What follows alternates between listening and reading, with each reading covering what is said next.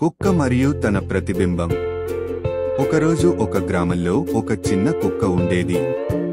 అది చాలా చలాకీగా ఉండేది. ఒక ఉదయం అది గ్రామంలో తిరుగుతూ ఒక పెద్ద రుచికరమైన ఎముకను కనిపెట్టింది.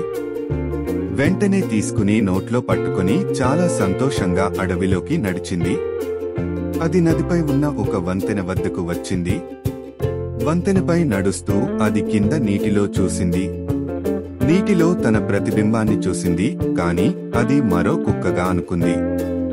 ఆ కుక్క దగ్గర కూడా ఎముక ఉంది అని అనిపించింది. ఆ ఎముకను కూడా నాకే కావాలి అని అనుకుంది. వెంటనే ఆ కుక్కని భయపెట్టాలి అనుకుంది. తన ప్రతిబింబాన్ని చూసి గట్టిగా అరిచింది, కాని నోట్లో ఉన్న ఎముక నీటిలో పడిపోయింది. అది చాలా బాధపడింది.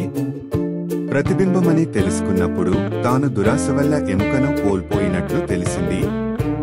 ఈ కథ మనకు ఏం నేర్పింది అంటే, దురాశ పడితే ఉన్నది పోతుంది. Like, share and subscribe.